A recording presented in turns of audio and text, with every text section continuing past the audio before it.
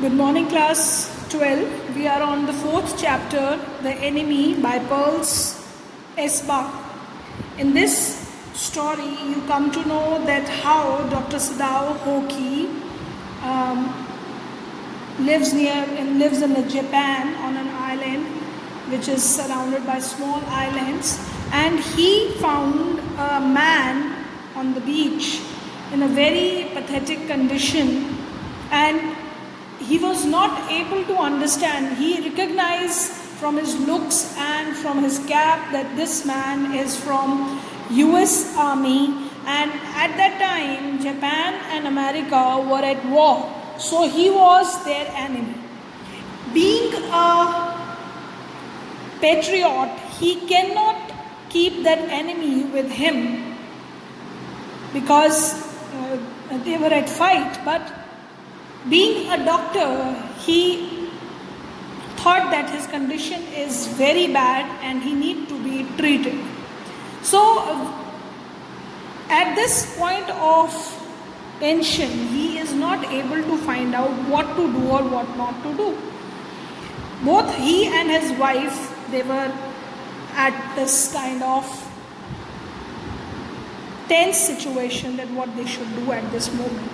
So we have done the first part of the chapter, that what I have discussed with you right now. Now I am going to continue with the second part of the chapter, from where we are going to continue this lecture. Children, we ended on page 28 in the previous lecture. I'll be continuing with page 29 of your book. We must simply tell them that we intend to give him to the police, as indeed we must, Sadao. We must think of the children and your position. It would endanger all of us if we did not give this man over as a prisoner of war. So Dr. Sadao's wife was worried that we have to tell all this thing to police, that we found a man who is a prisoner of war, and she know that if they are not going to do that, they would be in bad position. What would happen to their children, and their reputation will be also endangered. So Sadao agreed to that. He said, certainly I would not think of doing anything else. So Sadao was also agreeing at this point that he's going to hand over this man to the army. Thus agreed together, they lifted the man. He was very light, like a fowl that had been half starved for a long time, until it is only feathers and skeleton. So his arms hanging, they carried him up the steps and into the side door of the house. The door opened into a passage, and down the passage they carried the man towards the empty bedroom. It had been the bedroom of Sadao's father, and since his death it is not being used, they laid the man on the deeply matted floor. Everything here had been Japanese to please the old man, who would never in his own home sit on the chair or sleep in a foreign bed. Hana went to the wall cupboards and slid back a door and took out a soft quilt. She hesitated. The quilt was covered with flowered silk, and the lining was pure white silk. Now both of them agreed on this point that they are going to hand over this man to the army, and when they carried him, they feel that he was very light. They compared him like a fowl, that means a bird which is kept for a meat, very lightweight. He is undernourished, he is half starved, maybe from long time, that's why he is just like a skeleton. So he was hanging on the sides, and then they take them from the steps to the room in the house which belonged to Sadao's father. And this room, which was, the explanation of the room is given, that room was typically looks like as if Japanese culture is reflected through it. Everything was kept like that, down sitting. Japanese people, they like to sit on the floor, they sleep on the floor. So it was very nice room with the decorations like that of a Japanese style. And we also know that his father he loved his culture and tradition, so that reflects, the room of Sadao's father reflects that also. So Hannah, who was Sadao's wife, she went to the cupboard and she searched for a quilt inside there, and it was very beautiful silk quilt, with lining was pure white silk. Now, he's so dirty, she muttered in distress. Now, as he was an enemy and this man was also very dirty, she hesitated first to give this beautiful quilt for covering him. Yes, he had better be washed, Sadao agreed. If you will fetch hot water, I will wash him. So, being a doctor, he wanted to clean him up, and he says that you bring water, I'm going to wash him. I can't bear for you to touch him, she said. We shall have to tell the servants he's here. I will tell Yumi now. She can leave the children for a few minutes and she can wash him. Now at this moment, Hannah didn't want that Dr. Sadao should clean him up. She can't bear this, that she should touch this man. So she says, as another servant was there in the house, Yumi, who used to take care of the children. So she wanted that she is going to wash this man, and she can leave the children for a few minutes. Now Sadao considered a moment. Let's it be so, he agreed. You tell Yumi and I will tell the others. Now they wanted the servants to know that this man is there in the house who is injured and he is an enemy. But the utter pallor of a man's unconscious face moved him first to stoop and feel his pulse. Now, but the utter pallor means the complete pale looks of this man. Being a doctor, he could feel that his condition is very bad. So he first, in that unconscious condition, he first thought that let's check his pulse first. So he was moved him means it melted at heart. Though he was his enemy, but it melted at heart, and then he bent down and he just checked his pulse. Stoop refers to bend down. It was faint, but it was there. Now he felt the pulse was there, though it was very weak. He put his hand against the man's cold breast, and the heart too was yet alive. So his heart was also beating. So doctor felt that this man is alive and still alive, and his heartbeat is also working, and pulse, although it is very low. He will die unless he is operated on, Sadao said, considering. The question is whether he will not die anyway. Now, he wanted that if his man is not going to be operated on, then he is going to definitely die. This condition is so bad. Hannah cried out of fear, don't try to save him. What if he should live? Now, Hannah, who's wife of Dr. Sadao, she don't want that her husband should save this man as he is an enemy. She said that what if he should live alive? What is going to happen if he is alive? What if he should die? Sadao replied. Now he said if he is going to die, what will happen? He stood gazing down on the motionless man. The man must have extraordinary vitality, or he would have been dead by now. But then he was very young, perhaps not yet 25. Now he looked at this man who was motionless, and he considered that the vitality refers to the energy inside the man to live is so much, the desire to live is so much, that's why he is alive, otherwise he would be dead, because the kind of condition he has faced, they were really worst. And this man was quite young also, 20. He was looking at his face, he knows that he is not more than 25 years of age. You mean die from the operation? Hannah asked. Now Dr. Sadao was asking from his wife that you are saying that this man will die from operation. Hannah asked. Yes, Sadao said. Sadao said to Hannah, yes, he can die from operation. Hannah considered this doubtfully, and when she did not answer, Sadao turned away.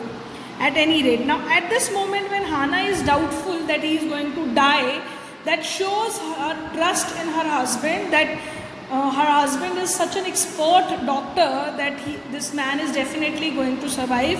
if her husband is going to treat him. So he cannot die when her husband is going to treat him. That shows the belief of a wife in her husband, who consider her husband as a very good doctor. At any rate, some time must be done with him, he said, and first he must be washed. He went quickly out of the room, and Hannah came behind him. She did not wish to be left alone with the white man. He was the first she had seen since she left America, and now he seems to have nothing to do with those whom she had known there. Here he was her enemy, a menace, living or dead. Now, Sadao wanted to clean him up and wash him up, and then when he come out of that room, his wife also came quickly out of that. She don't want to be there alone with this a white man. And since they have left America, this is the first white man she had seen. Earlier, remember, they have also spent many years in America, but now this man is their enemy, a menace. Menace means this is a danger for them, and living or dead, because he was their enemy. She turned to the nursery and called Yumi. Nursery is a place where young children are kept. So she went there where the room is there, where her children were there, and Yumi, their servant, was there. But the children heard her voice, and she had to go in for a moment and smile at them and play with the baby boy, now nearly 3 months old. Now, when she went to the nursery, the child was attracted towards her mother. So although she was in tense situation, she showed her smile towards children, and that reflect Hannah to be a very good mother, where she don't want to show her tension to her children. Over the baby's soft black hair, she motioned with her mouth, "Yumi, come with me." And she loved her children, and then she asked the servant to come out and come with her. "I will put the baby to bed," Yumi replied. "He is ready." Now she wanted that the child should be put to bed. Maybe he is ready to sleep.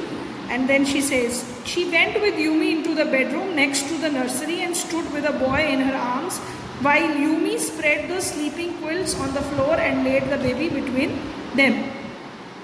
Now with Yumi, she went to the bedroom which was next to the nursery, and she was standing there with the boy in her hand, while Yumi, she was spreading the quilts with the sleeping baby, because another baby was sleeping. She laid the baby between them.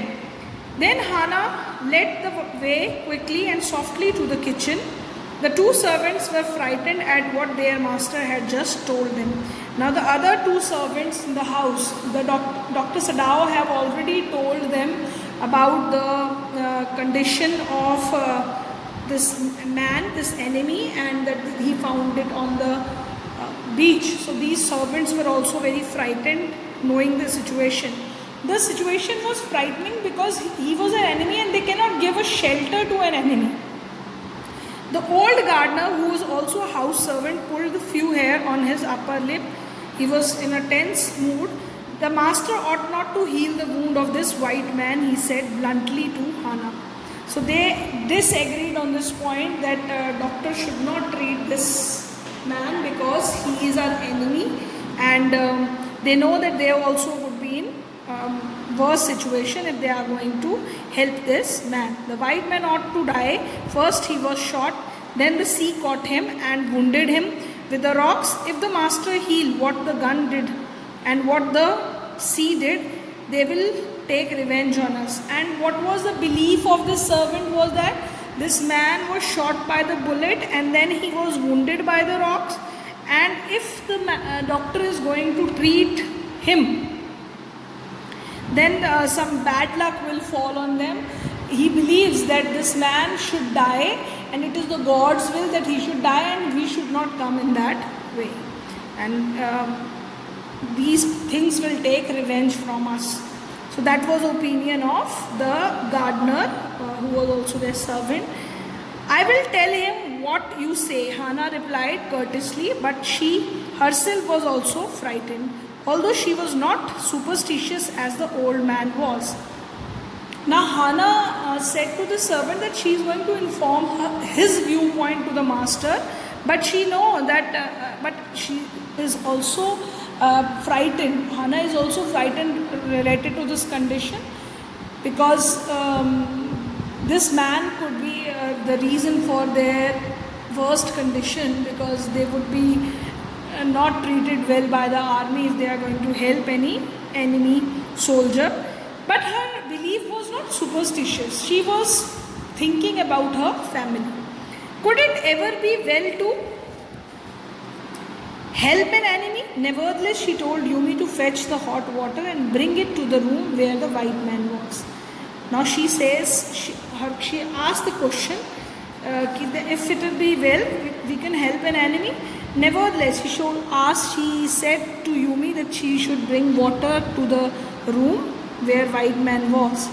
She went ahead and slid back the partition. Sadao was not there. Yumi followed, put down her wooden bucket.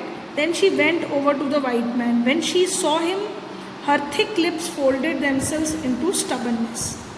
Now, I have never washed a white man, she said, and I will not wash so dirty a one now.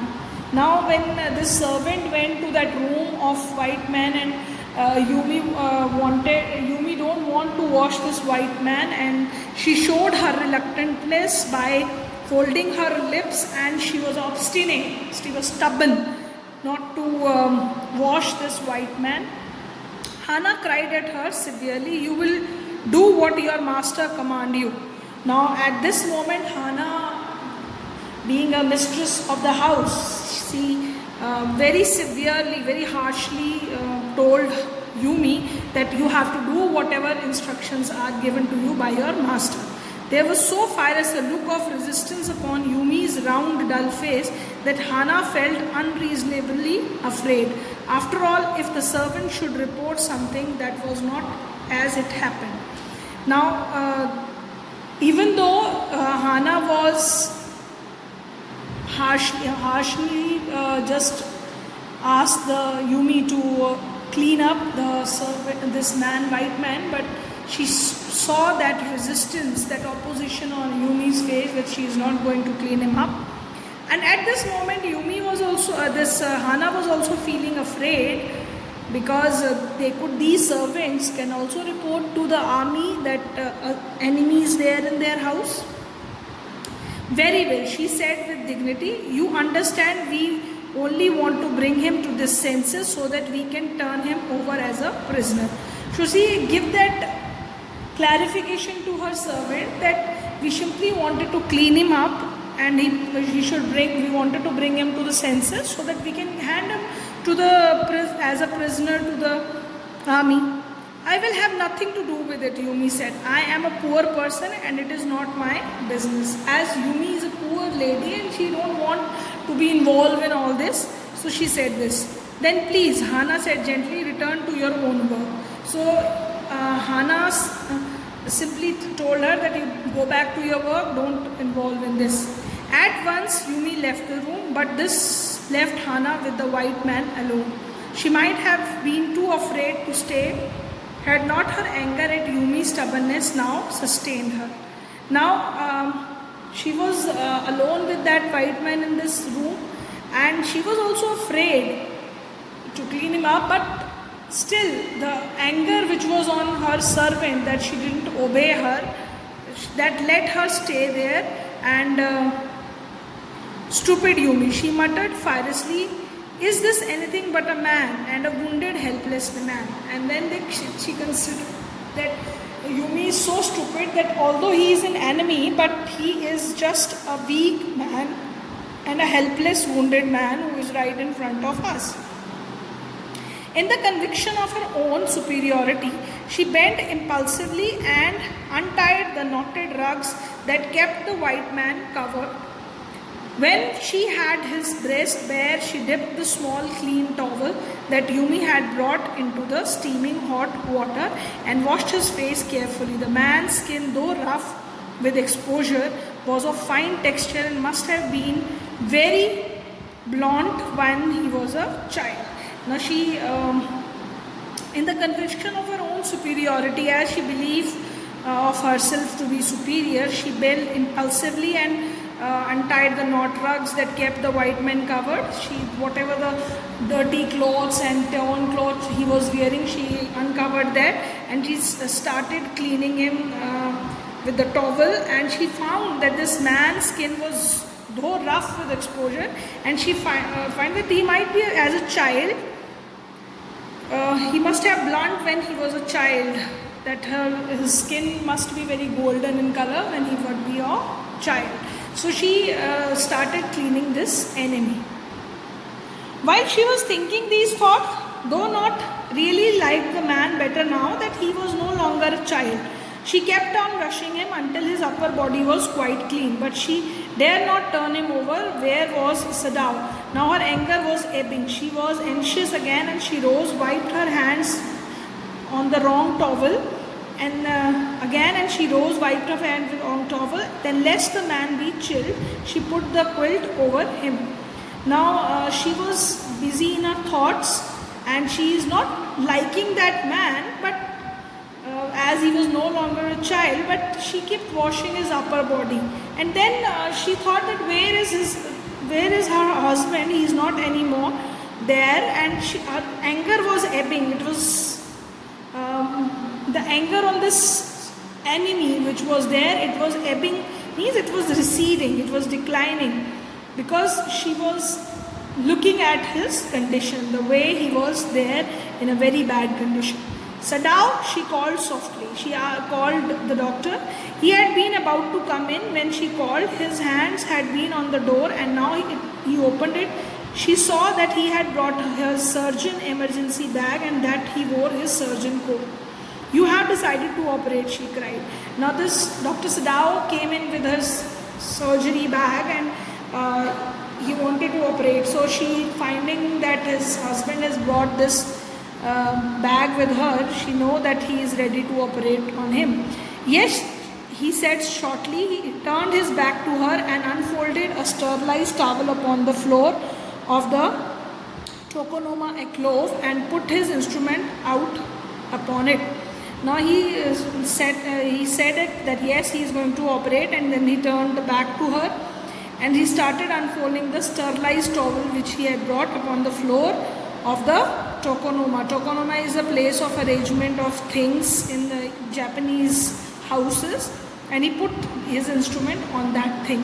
Fetch towels, he said. He asked his wife to bring towels. She went obediently, but how anxious now, to the linen shelves and took out the towels. They ought also to be old pieces of matting, so that the blood would not ruin the fine floor covering. She went out to the back veranda where the gardener kept strips of matting with which to protect delicate shrubs on cold nights, and took an armful of them. Now she don't want that when this patient would be operated, the blood should spoil the matting on the floor. So she went out and she found the strips of matting which was there to cover the plants on the cold nights. So when she come back, she find, but when she came back into the room, she saw this was useless. The blood had already soaked through the packing in the man wound and had ruined the mat under him. So whatever the wounds, the blood was coming out of it, the mat is already ruined, so it was useless to bring that. Oh, the mat, she cried. She was very caring towards her house, so she says that, oh, the mat is ruined. Yes, it is ruined, Sadao replied. As though she did not care, help me to turn him, he commanded her. So he wanted to turn him, and she, being an obedient wife, she obeyed him. She obeyed him without a word, and he began to wash the man's back carefully. Now after this, they started taking care of the man very carefully, and he began to wash the man's back. The doctor is very much dedicated. This shows the dedication of the doctor towards his profession, that when the patient is right in front of him, he totally started treating him just like a patient. Now he is not considering him as an enemy. Yumi would not wash him, she said. Did you wash him then? Sadao asked, not stopping for a moment his swift, concise movements. Now this wife told him that Yumi, their servant, didn't wash him. So doctor asked him that you washed him. So she, although he is not stopping, he is simply busy in doing his operating work. Yes, she said. He did not seem to hear her, but she was used to his absorption when he was at work. When she was responding to the doctor and saying yes or no, or she know that her husband is not paying attention to her. She know when the doctor is busy with some work, he is totally absorbed in it. He is totally attentive towards that work, and she wondered for a moment if it mattered to him what was the body upon which he worked so long, as it was for the work he did so excellently. So she know that at this moment the doctor is not thinking that an enemy is right in front of them. He is totally busy and absorbed in his work, and he will do his work excellently. That what she know about her husband. So we will be doing it till here. I will be starting with the next part of the lecture in your next lecture. Read the chapter carefully, all the activities done by Dr. Sadao, Hana, their servant. Now each and every part of this chapter, different characters are added. Although this story is in conversational form, you have to understand the different viewpoints of the characters, what is going on in their mind at what moment. That all things should be analyzed deeply. With this, I end up my class, children. Thank you very much.